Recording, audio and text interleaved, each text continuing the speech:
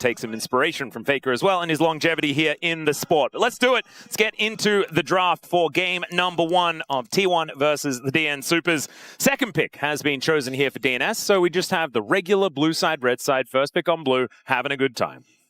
Yeah, we're seeing more and more of this Jarvan ban come through. There was a period where it kind of transitioned to Jarvan is now the new first pick, and now it's kind of moved more into that ban pool. Yeah. We still kind of have the big 4, and then stuff like Jarvan and Bard are very commonly the extra bans, especially, I mean, against Keria. We did get that. Yeah, we saw the experimentation, didn't we? Yeah, we got like the... Maybe, I'm not going to say like annual, but every couple of months, they'll throw him a Bard game and be like, oh yeah, he's still... That was Road to EWC, their matchup against Bro, right? Yeah. Where the Bros were just like, you know what? We haven't seen this for a while. Let's see whether the hands are still good. Still As very it turns good. out, still good, yeah. Yeah, so presumably Orianna, yeah. So big 4 bans, and then Jarvan, Bard coming through. They're going for the Ashe first pick. Something we've seen, honestly, rising in priority, surprisingly, has been the Rise, which we saw kind of fall off. The rise of Rise? Yeah, we saw it fall off when people were countering with the likes of Anivia and Cassiopeia, and then we saw it rise back up again with the move from move towards Deathfire Touch. But the DN Soopers are going to go straight for Vi Ziggs. So we've seen some of these Mage plus Pike kill lanes. I wonder if that's what they're going to go for. We've seen Ziggs Pike, we've seen Mel Pike. You could also go for something like Nautilus. But what you have so far is you have a Vi who has a point-and-click lockdown, and a Ziggs who can press ultimate on the head. So the plan very much in teamfights, and potentially before, is to kill this potential Ashe Seraphine. Now, T1 have the choice to not specifically go for the Seraphine here. If they want some more protection specifically for the Ashe, they could go for like the Lulu in this situation, or even just for a melee support. Right, some peel. Ashe Seraphine's ins out is a really strong core, though, so I wouldn't be surprised if they did just go for that. But they kind of kept their options open in case they're faced with this really hard dive from DN Soopers. Yeah, it does feel like the blind Ashe has become a lot more comfortable with the fact that the Lulu has found success and other things have been able to work. Man, DNS are just snap-locking champions, man. They are not giving us time to talk about it. So they're going full-on, we are going to explode these backline squishies, and T1 decided to still go for the Seraphine. They deliberated, and even though it means you have 2 kind of potentially vulnerable targets, rather than one who can protect the other, they still commit to that. Now, Annie ban comes through, which would be a bit of a frustrating lane, the Yone, and then Aurora as well. Nautilus ban, probably Pike next, I could imagine. We often see the Ziggs Pike. He could go in a different direction, though, if there's some top laners you're concerned about for DuDu. But the Nautilus is definitely something that provides a lot of threat. Yeah, I think the Aurora ban is kind of interesting. Faker really has been struggling on that champion. I don't think it was all that necessary. Yeah, I think even though Faker's been struggling on it, I think the approach from DN Soopers was what is going to be a tough lane for Yone, and just kind of remove these mid lane mages who have a ton of harass. Yeah, a bit frustrating to play into.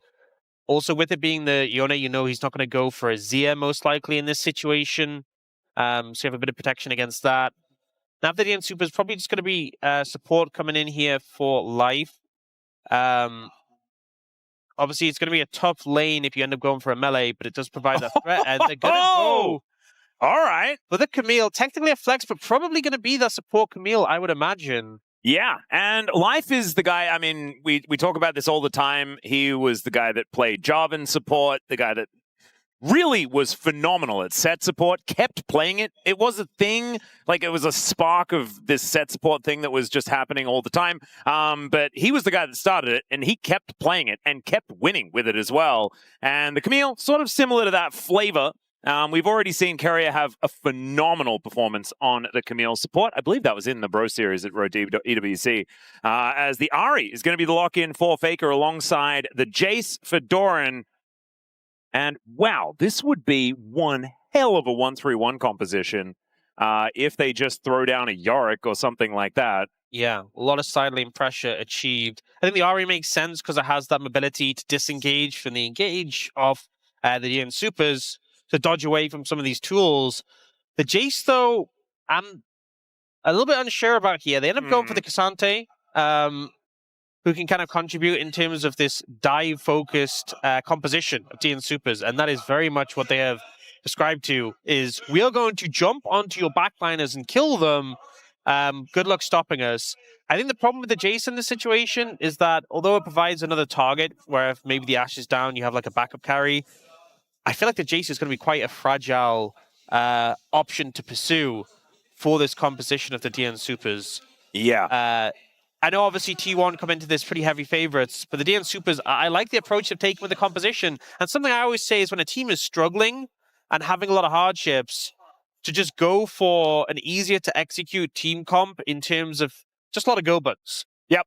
The one concern I have, though, is lane priority is not in their favor really anywhere, and that might cause some early game struggles. If they can weather the storm early, I think that comp works very well in team fights. Yeah, I agree. And I actually think that you can fall behind a little bit as long as you can coax T1 into those circus skirmishes throughout the mid game, because the collapse from DNS is just kind of absurd at that point in time. So we'll just have to see whether they can make it there. But do you know what to me was the most impressive thing? The confidence and the speed in which DNS locked in all these champions. This seems to be a very well-practiced composition that they put together here, and let's see whether it works just as well on the stage as it may in practice, as we're not going to find out just yet, as we're just going to take a little bit of time as we make our way in. There it is. All right, ladies and gentlemen, do you believe in the DN Soopers? Maybe 21 games in a row is a bridge too far.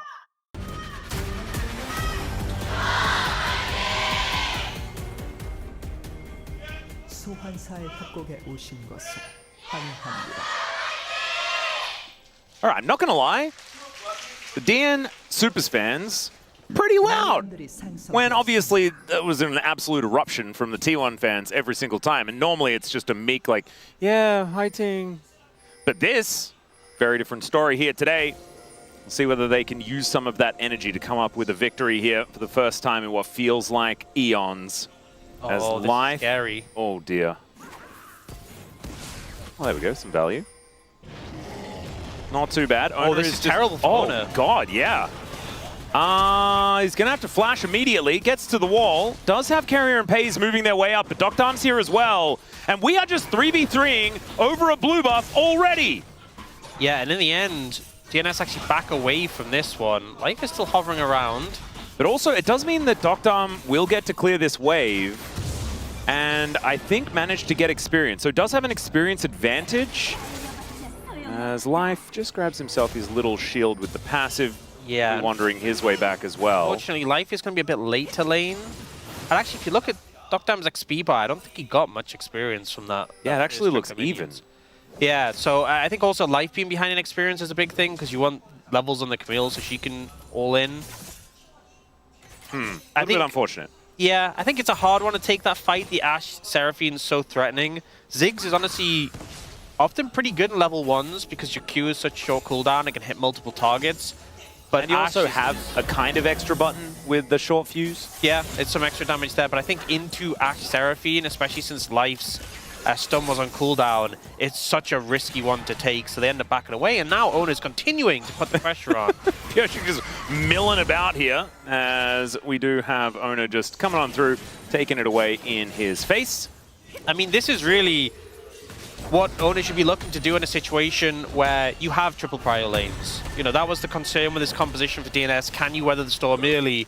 And Oner twisting the knife and kind of shutting Pyosik out the game, stopping him from being able to freely gank and keeping an eye on him, allows T1's lanes to play out in this manner. Every single lane you can look on the minimap is pushed up into the other half and putting the harass down.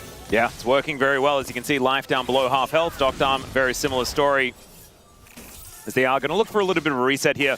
But Peyz is ahead by about a wave already here at almost 3 minutes. Yeah. It's not a great state of affairs here for the DN Soopers. It might be light at the end of the tunnel, though. I mean, with all these matchups, they are matchups where you weather the storm and it just gets way better. So it's just the fact that it's all three of them at the same time is what makes it concerning. Now, it does mean they all get better at the same time, though. That is true. Recalls coming in, getting us to sustain will be good. They also have triple TP, which helps out.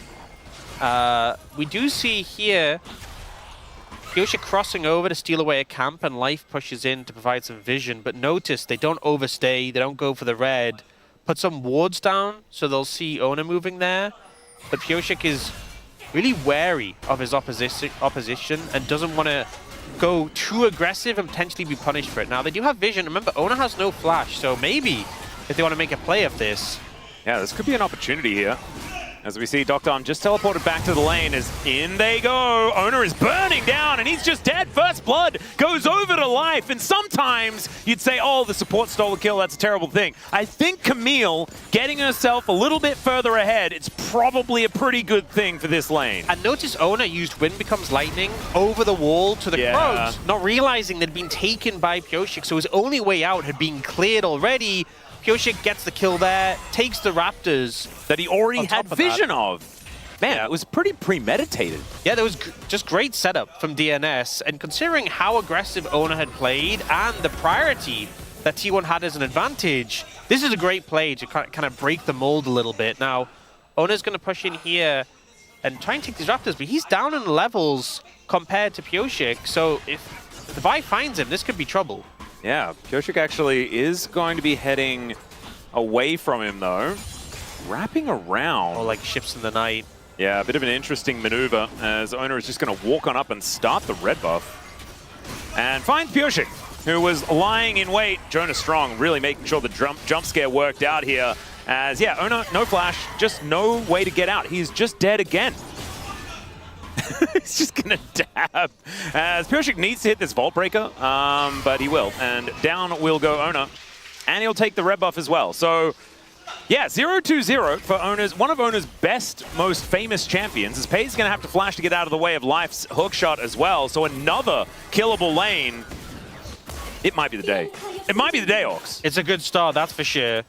Getting a pretty solid lead here. And again, this is the point where it's most delicate for DNS, where you're absolutely on the back foot the most, and finding these advantages is massive. So Pyosik has just tracked Oner so well, and it's kind of crazy, allowed being able to punish him. Yeah, and this spills over to the rest of the map, right? If your jungler falls behind and you have all of these, I guess, pushing lanes, it makes it so much more dangerous. Yeah. Because now wherever Pyosik goes, he's halfway towards level 6. He will be able to get kills. You can see already, Clozer has completely closed the gap, no pun intended.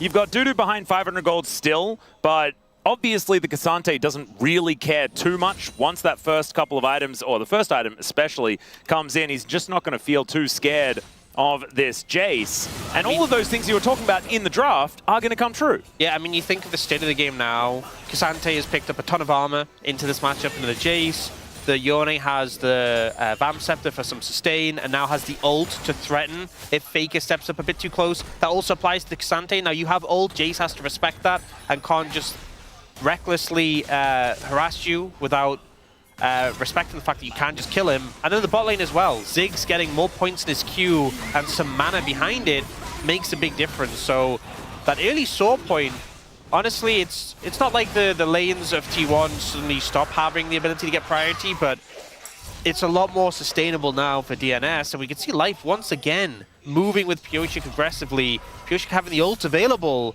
means that it is such a big threat. The ult from Vi combined with the stun from the Camille and the Ignite means if anyone gets caught face-checking, they're just dead. Yeah.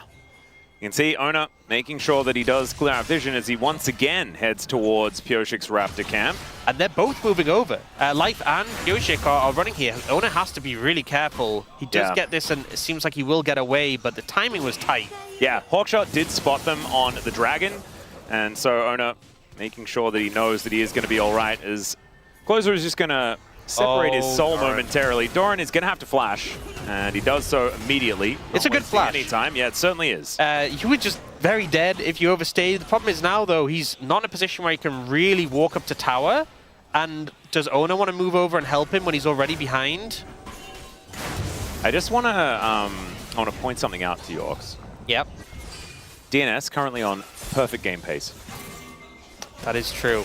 It's early days, but I can't dispute it. Yep. See, sometimes facts, even when they might be a bit silly, it's still true. They do open most games. In fact, I'd say all games on perfect game pace. When you do spawn in, both teams are on perfect game pace. That's pretty impressive. Wow, that's crazy. Yep.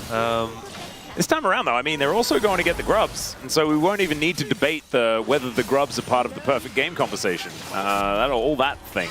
Yeah, we don't have to have that discussion that I'm sure people still enjoy and not sick of. All right, DuDu and Doran just facing off. You can see DuDu with a lot of control in this lane, though. Has the steel caps. Steel caps feel pretty phenomenal into the Jayce. I wonder whether Doran is going to go for the Black Cleaver build. We have seen that one cropping up more and more recently. It's felt a little bit better into more of these tanky matchups. I also think just makes you a bit bulkier, which I think into this DNS composition goes a long way.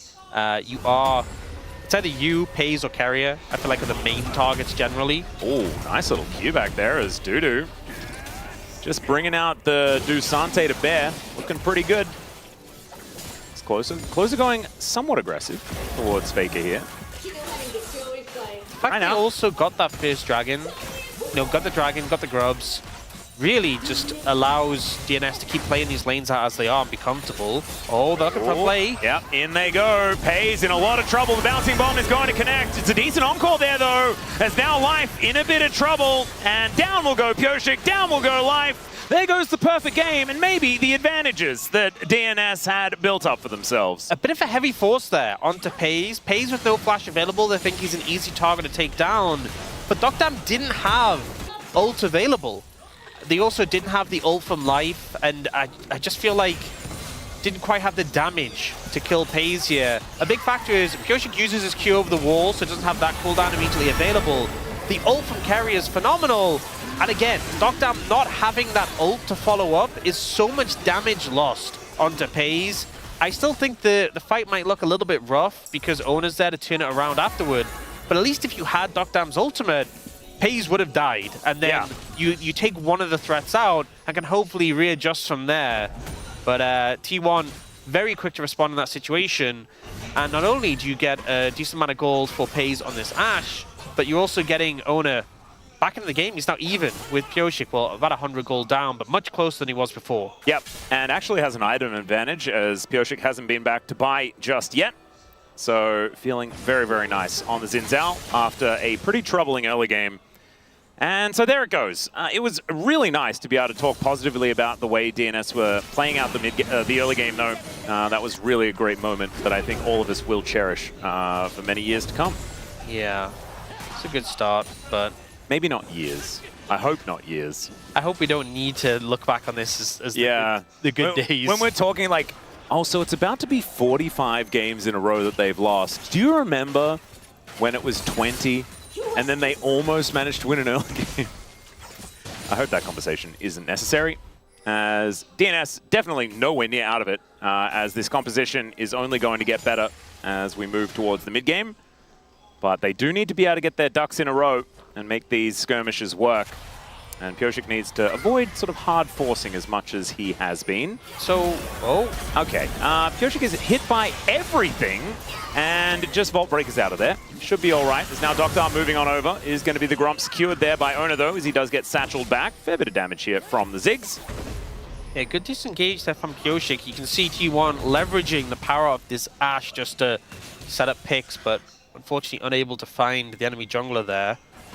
But will give them enough space to put pressure on this dragon and equalize in terms of that and get their first neutral objective of the game. You see deokdam trying to get some poke down.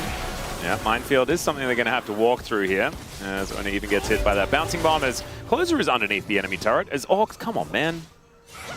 What was it, last time we were casting together, we had 3 in a row? Yeah, it was pretty excessive. Yeah, well, DuDu is going all out, much like Aux went all out on the Chemtech Souls. Doran not going to be too worried about it. Let's see first items coming on in for our mid laners. Some shoes together here for Clozer. It's not quite towards his Blade of the Ruined King just yet. Faker does have his Malignance. And I feel like the Dusante is biding his time. I think that this could be a big DuDu game. Potentially. We did just now get the level 6 from Life. He was really behind in XP because he was just letting deokdam solo lane for a good amount of time. Has finally soaked up enough to get level 6, and that ultimate being available is a big tool for setting up plays.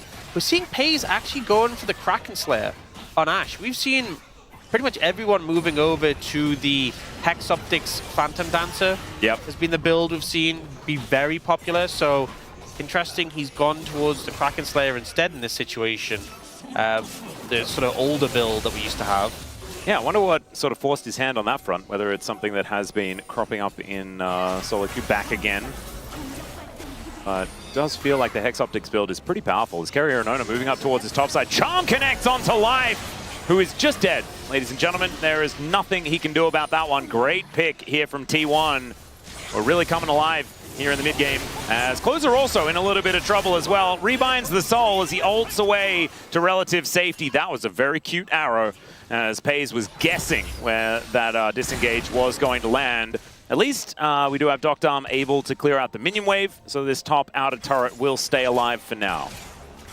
Seeing the pressure just mounting up here, and Faker with a great pick, landing this charm. And Life feeling the pain of being a level 6 Camille when there's a level 11 Ahri who just does not need to do much work to explode you in this situation. We've seen Camille's sometimes really snowball heavily and in the support role, and that helps them a lot. But when you're level 6 and there's a level 12 Jayce in the game, it doesn't feel so good. It definitely feels like a scenario where you're going to jump in and you're just going to get obliterated so quickly. You need to make sure that that ultimate is high value. Yeah, and you're kind of hoping that your team explodes your target before they explode you. It has allowed them to put a ton of XP on a deokdam who's now level 11, but Life does feel a bit like he's made of paper. Yeah. Well, flanking teleports come through from Doran here, as we also have the K'Sante making his way in. DuDu right into that front line, as that is going to be the secure on the Rift Herald. Oner gets that Crescent Guard out, as now deokdam's in trouble. Doran just dives on top of him, Life dead once again, as deokdam uses the Mega Cone in order to get himself to relative safety, but Faker is able to get over the wall and knock him down. The K'Sante trying to cut up Peyz, but he gets knocked up and taken out as Faker grabs the double. Now on a killing spree here in this happy birthday game for Faker. And Clozer doing the best that he can, as the flash still gets him hit by the arrow, and the charm is going to come on in. Faker might be able to get another one, as another Fate Sealed has to be used defensively, as Clozer does get himself out at least. But Doran now going to deal with this outer turret, and wow, from a really nice looking early game to absolute obliteration from about 10 minutes onwards. T1 in full control. Oner just going to flash on top of Pyosik here. This one feels personal. Yeah, after what happened in the early game, I think it very much is. And T1, super decisive with how they approach that team fight. For DNS's composition, they want to be the ones leading the charge when it comes to engaging. Instead, it's T1 who set up this great flank. deokdam finds it really hard to position here, tries to satchel away from the Ashe, ends up in the face of the Jayce, and then uses the Mega Cone. And Faker with a reset just instantly jumps over and picks up a free kill there. DuDu unfortunately failing his flash over the wall as well. It just felt like this was T1 leading the charge, and DNS, they need to be the ones setting up these engages, so definitely not how they want to play out fights. But with this deficit now, I feel like their win cons might just be out the window. Yeah, they are few and far between by the looks of things. Okay, so I was talking a little bit about the level 6 Camille and the concerns. Yeah. Still a level 6 Camille. Uh-huh. And everyone else on T1 has not only leveled up, but bought items since then. Also, notice Life nearly had the Sundered Sky done before last fight. Still nearly has the Sundered Sky done. Nearly got it done. At this point, Life is kind of just a free reset for Faker. That's what it is looking like. Maybe part of the strategy is going to be let Life go in and die, see whether you can kill a target, and then do your very best to disengage immediately afterwards, so that then he cannot be a liability, allowing Faker to make a few extra plays. As DuDu is almost dead, as Faker's just going to flash on him, Pathmaker. There's the all-out as well, as DuDu looking for the angle, and there it is, finds the Q, solo bowler onto Faker, and gets the shutdown as well. Faker chunks out DuDu, thinks I have a kill opportunity if I ult, but the minions blocking his skill shots, not allowing him to land the charm, sets up DuDu to turn the play around and get a pretty sizable shutdown on the K'Sante. Honestly, the K'Sante never fails to impress. Even if they are just losing every single game, he has found his moments. And could be a big deal, could also mean not a whole lot. We still have a 3.5k gold advantage in T1's composition. feels pretty evergreen, even if it doesn't necessarily have a huge front line. Oner has a lot of support to make things work, as we're going to have a look at this one from DuDu's perspective. Yeah, so I think a big factor was the minions blocking skill shots from coming through. And then just the... 아리 잡았어, 아리 노플. 800 gold, not bad. Yeah. 아, 좋았다. 아, 손꼬였네. Faker not too happy about that one. Yeah, he said his combo messed up, but also I think DuDu played that pretty exceptionally well. Yeah, gotta respect the ult from the Cassante. That extra healing makes it just deceptively durable. Even when he looks low HP, he can get a lot of health back. Doesn't drastically change the shape of the game, but influxes of gold like that can really help out. Not to mention DuDu is going to be much tankier. And much more scary in the rest of these fights. It might mean, you know, the difference between Peyz living or dying if the Cassante gets into that backline. So, could be important. Could also not mean too much at all, as T1 did manage to grab the first Chemtech Dragon. The next one is going to be up in 3 minutes' time. Shadow Flame done for Faker, as he does complete item number 2. And Clozer not very close to that second item. This Ahri is still very, very strong. Phantom Dancer done for Peyz at the same time as he throws out an arrow in celebration. Sort of like fireworks, ladies and gentlemen. But it doesn't really do a whole lot of everything, as in goes Life, finally presses that ulti button. Pyosik tries his hand at pressing R, but he will just be escorted to the death chamber. Pathmaker from DuDu, but he gets charmed up, and Clozer trying to escape. Fake is going to allow him to also via the death chamber, and they will just execute 4 people in a row. The turnaround potential from T1 in this situation. The target goes in, they kill him, they move forward, the Ahri resets, so powerful. The Encore as well from the Seraphine, the ult funneling in.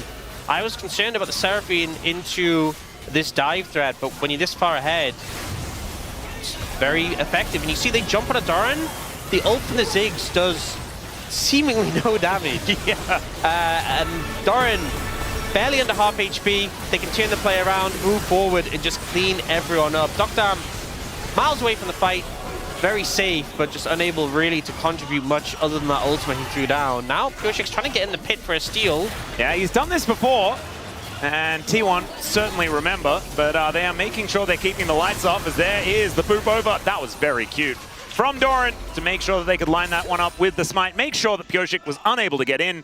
And T1 will take a 21-minute Baron. That is a very young Baron. You know, we've seen a lot of champions who are really good at locking down junglers and stopping them from smite stealing. You have like your Cassantes, your Mordekaisers, who just make it so difficult.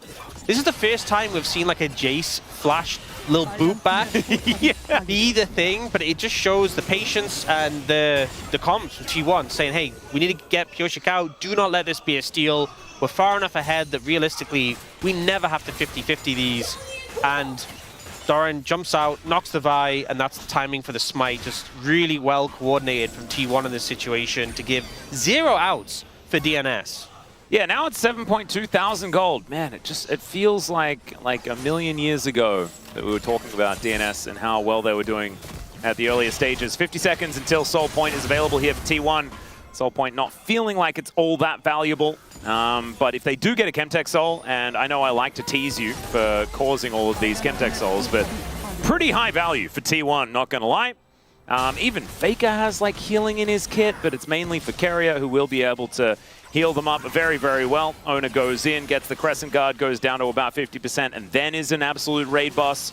Certainly going to be a scary thing. Charm connecting onto DuDu here. They're just losing towers here. Yeah. We have the Yone TPing back, not on a flank angle, just there to potentially engage from the front. Moral support is what it felt like. Yeah. Don't worry, guys. I am here to help. Dragon up in 5 seconds should be a pretty easy pickup for T1, and it's a 3,000 Baron power play coming through, so pretty high value there.